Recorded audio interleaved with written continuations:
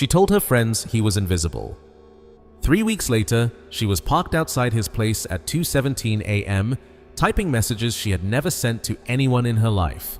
Not because he was rich, not because he was attractive, not because he impressed her. Something inside her nervous system had changed, and it couldn't be changed back. Before we go further, drop a comment right now with the word imprint if you're ready to understand what really makes someone unforgettable. Because what you're about to hear isn't popular, not because it's complicated, but because it works too well to be spoken about openly. The lie you were taught. From the time you were young, you were handed a quiet formula for attraction.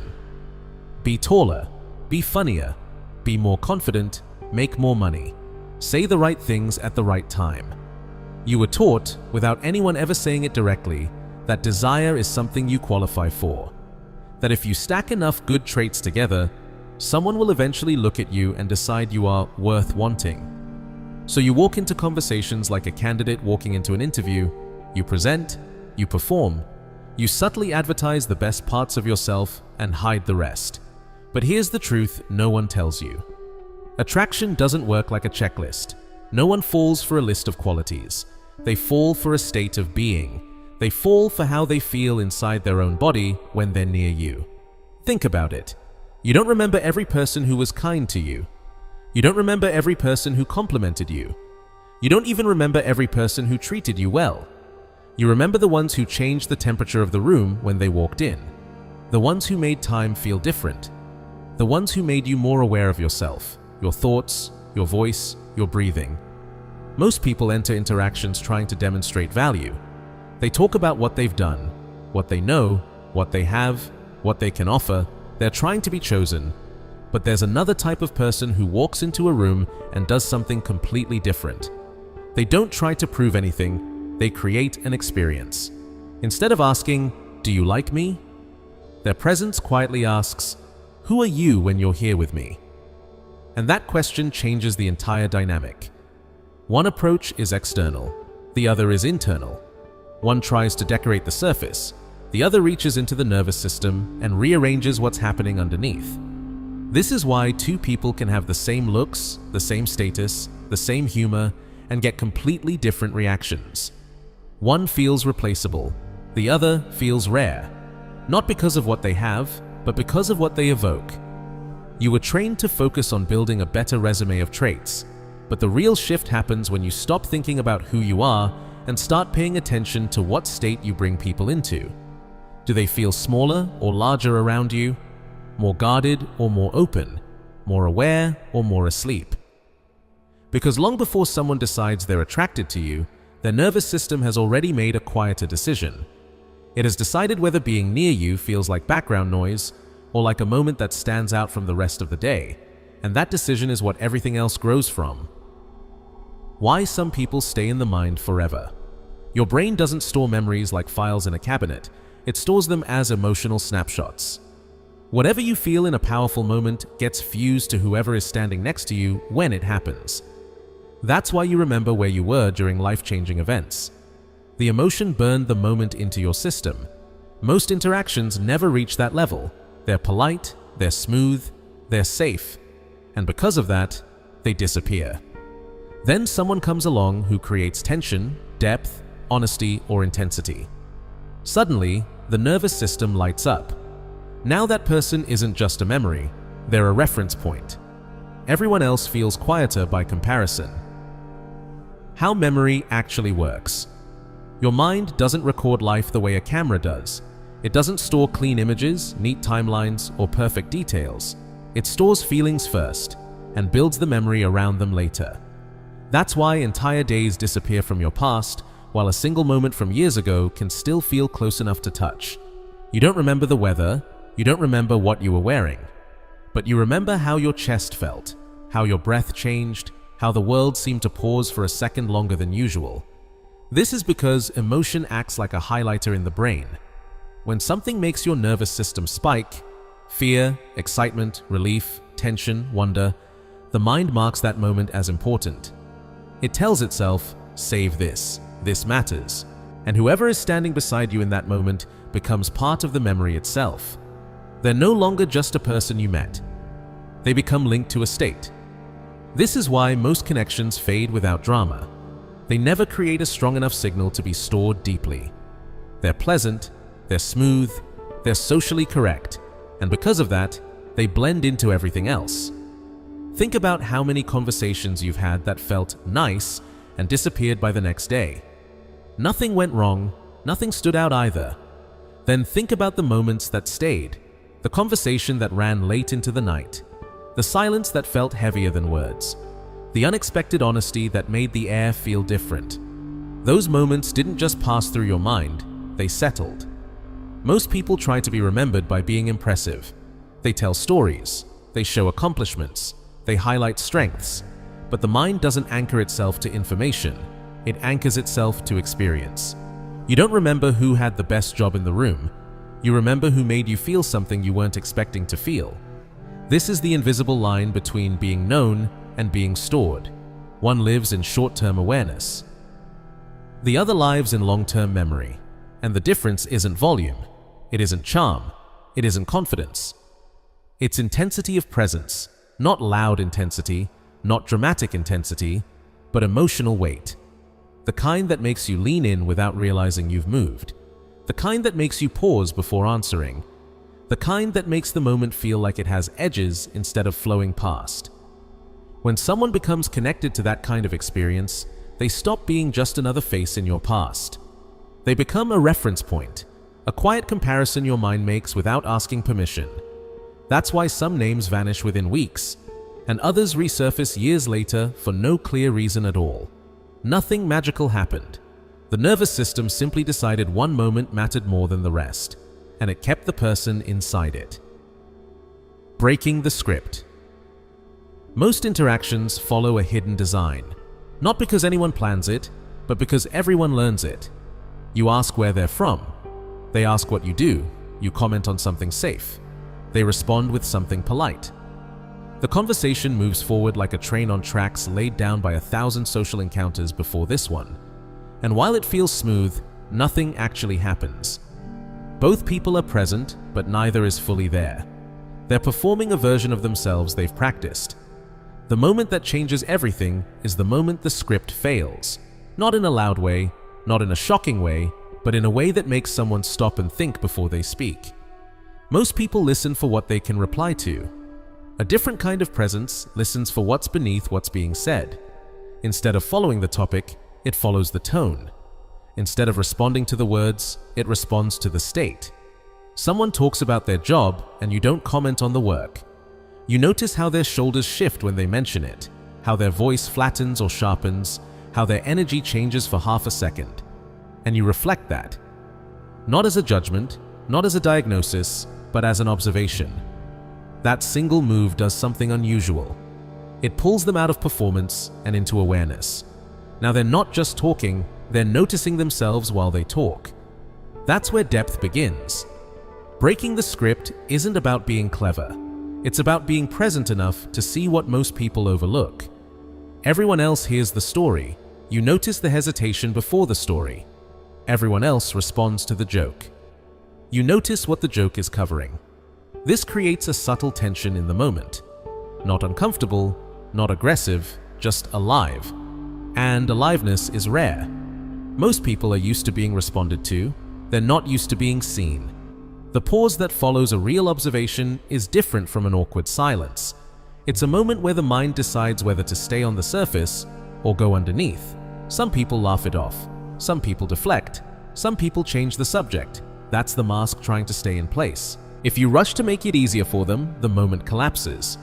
But if you stay calm, not staring, not pushing, just there, something shifts. They realize they don't have to perform for this space. And when performance drops, reality shows up. Breaking the script doesn't mean taking control of the conversation. It means stepping out of the pattern of conversation. You stop trading information. You start sharing presence. That's the difference between talking with someone and actually meeting them. Most connections never reach that point. They remain a series of exchanges. But the ones that last, the ones that leave an imprint, begin at the exact moment the script breaks and something unscripted is allowed to exist. The door most people never open. Everyone carries a private version of themselves. Not the one they show at work, not the one they post online, not the one they bring into first conversations. This version lives underneath all of that. It's made of unfinished thoughts, quiet fears, unrealized dreams, and feelings that don't fit neatly into everyday language. Most people protect this inner space carefully, not because they're hiding something bad, but because being seen there feels risky. So they talk about safe things, they laugh at acceptable moments, they keep the deeper parts folded away. The door stays closed.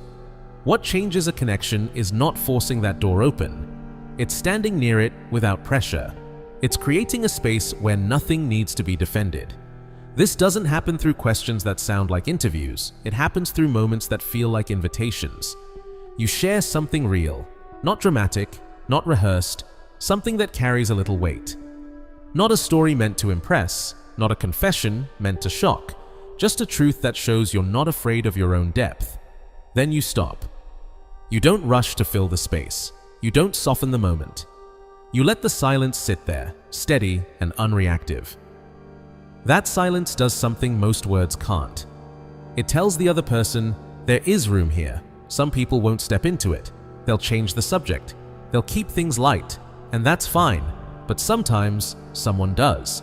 They say something they don't usually say out loud. They admit something they normally keep tucked away.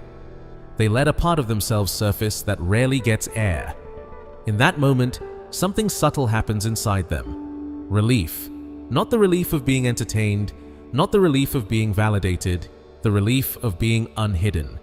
And the person who was there when that happened becomes associated with that feeling. Not as a memory, as a place their mind knows it can return to. This is why certain people feel different from everyone else in someone's life. It's not because they're more exciting, it's because they became connected to a moment of honesty that didn't exist anywhere else. The door that opened in that interaction doesn't open easily again. Not because it's locked, but because now it has a name attached to it. Your name.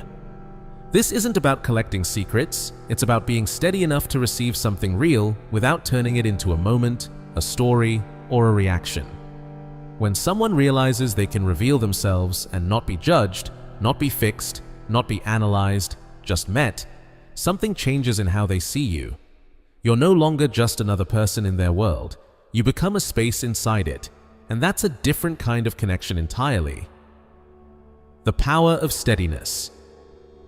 There's a moment in every real interaction where the energy shifts. The conversation slows, the air feels heavier. Someone hesitates before speaking. Most people feel this and instinctively move away from it. They laugh, they change the subject, they fill the space with noise. Not because they're bored, but because they're uncomfortable. Intensity, even quiet intensity, feels risky. But this is the exact moment where connection is either built or lost. Steadiness isn't about dominance. It isn't about control. It's about not flinching when something real enters the room. When someone reveals a thought they're unsure about, a feeling they haven't named, or a truth they don't usually share, they're watching what happens next. Not your words, your state. Do you tense up? Do you rush to fix it? Do you try to make it lighter? Or do you stay exactly where you are? Staying sends a message without speaking. This can exist here. That message goes deeper than reassurance. It tells their nervous system that they don't have to manage you while being themselves. Most people are used to adjusting, editing, and softening what they feel so others don't get uncomfortable. Meeting someone who doesn't require that is rare. This is why steadiness feels powerful. It creates a sense of emotional safety that isn't built on predictability, but on capacity. The capacity to hold tension. The capacity to stay present when things aren't smooth. The capacity to witness something without trying to reshape it. You don't need to agree. You don't need to solve. You just need to remain. In that remaining, something relaxes on the other side. They stop scanning for your reaction. They stop preparing to defend or explain. They settle into the moment. And when someone associates you with that feeling, the feeling of not having to perform, you become different from everyone else in their world. Not louder, not more impressive. Stronger in a quieter way. Steadiness isn't built in conversation. It's built in how you handle your own internal reactions. Can you notice discomfort without escaping it? Can you feel uncertainty without rushing to resolve it? The more you can stay with what's happening inside you, the easier it becomes to stay with what's happening in someone else. This is why people who feel grounded often draw others in without trying. They're not pulling, they're holding. And in a world where most interactions feel like negotiations for attention, being held, emotionally, energetically, psychologically, feels like stepping into stillness. That stillness becomes associated with you. Not as a memory, as a sensation, and sensations don't fade easily. The private world. Every connection exists in two spaces. The public space, where things are visible, explainable, and easy to describe, and the private space, where meaning lives without needing an audience. Most relationships stay in the public space. They're built on shared activities, surface-level stories, and things that can be summarized to someone else. But the connections that feel irreplaceable don't live there. They live in a world that can't be translated. Inside jokes that make no sense outside the moment they were born. References that only two people recognize. Small memories that carry more weight than big events. This is how a private world forms. Not through grand gestures, through shared attention. Two people noticing the same detail. Two people reacting to the same moment. Two people holding the same silence. Over time, these moments stack, and something subtle happens. The connection stops being about who the other person is. It becomes about who you are together. That's when replacement becomes difficult. Anyone can share a meal, anyone can have a conversation, anyone can make plans. But not everyone knows the meaning behind that look, that pause, that word used in a way no one else uses it. This is why some bonds feel like a language you forget how to speak with anyone else. The private world isn't created by excluding others. It's created by including each other more deeply. When something small happens, a strange moment, a quiet thought, an unexpected reaction, and you both recognize it at the same time, it becomes yours. Not in a possessive way, in a shared way. This is also why the private world needs care. If it becomes predictable, it loses its edge. If it becomes routine, it loses its spark. The private world stays alive through curiosity, through continuing to notice, through continuing to ask, not out of habit, but out of genuine interest. It's not about keeping things exciting, it's about keeping them awake. Because what people miss when a connection fades isn't usually the person. It's the world they had access to when they were with them. The version of themselves that existed only in that space. That's what makes a bond feel hard to replace. Not history, not time, but the feeling of stepping into a world where you were seen in a way that doesn't exist anywhere else. And when that world feels alive, people return to it, again and again, not out of obligation, but out of recognition. They know somewhere underneath thought that this space belongs to them in a way few others ever will. The mistake that erases everything. There's a quiet moment after a connection feels secure. The uncertainty fades, the tension softens, the edge disappears. Most people see this as success. They think the work is done, and without realizing it, they change. They become predictable. They become easy to read. They become available in ways that require no attention to notice. Nothing goes wrong. That's the problem. The connection doesn't collapse, it dulls. What once felt alive starts to feel familiar in the heaviest way. Not comforting, not warm, just flat. This doesn't happen because care disappears. It happens because presence does. The private world that once felt awake becomes routine. The pauses are filled instead of held. The questions become habits instead of curiosity. The moments become scheduled instead of discovered. Depth doesn't vanish all at once. It thins. Like color slowly draining from a photograph. People often say they don't feel it anymore. What they usually mean is this: nothing is touching them anymore. The connection no longer reaches underneath the surface of their day. It exists alongside everything else instead of standing apart from it. This is the mistake. Believing that consistency alone keeps something alive. Consistency keeps something stable. It doesn't keep it meaningful. Meaning comes from moments that interrupt the ordinary. A question that hasn't been asked before. A silence that isn't rushed past. a truth that lands differently than expected.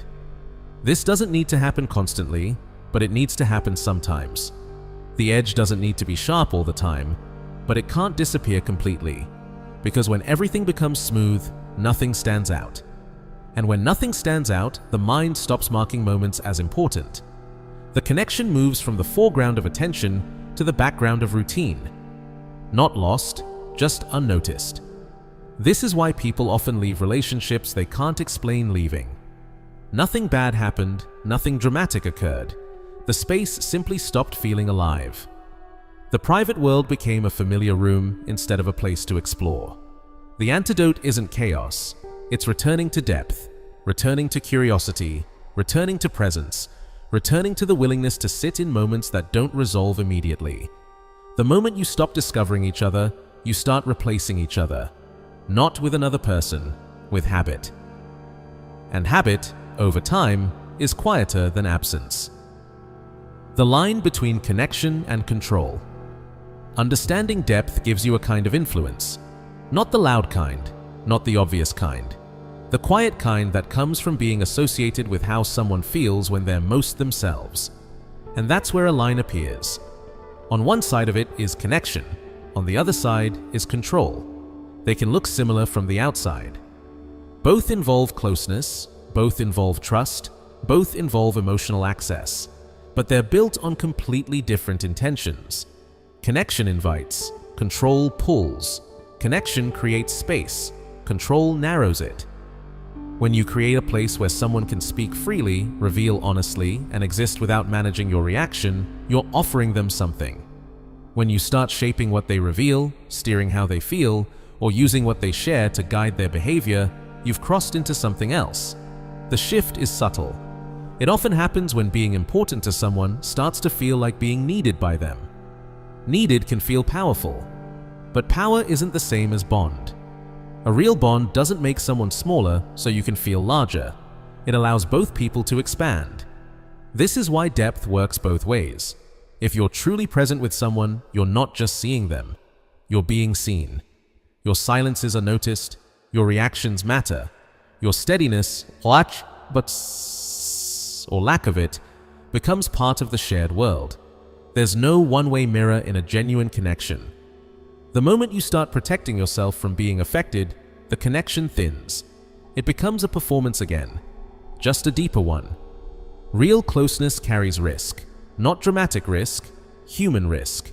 The risk of being misunderstood, the risk of being seen differently than you see yourself, the risk of being changed by what you allow in. Control avoids that risk by keeping the other person dependent instead of equal. Connection accepts the risk because it knows depth only exists where influence moves in both directions. This is why some bonds feel alive and others feel heavy. The alive ones breathe. The heavy ones hold.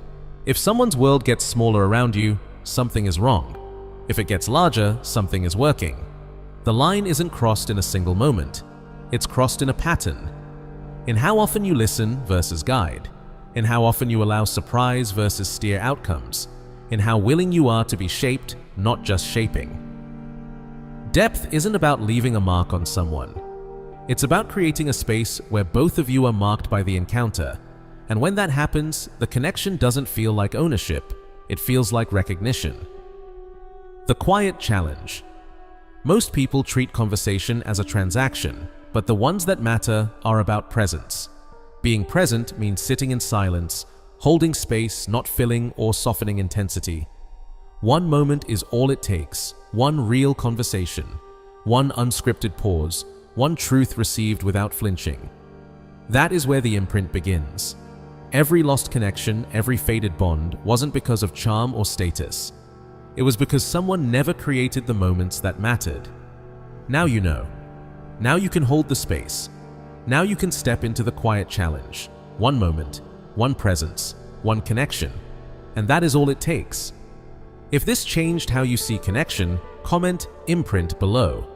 Step into presence, not performance. Subscribe for more insights into the psychology of attraction that most people never talk about.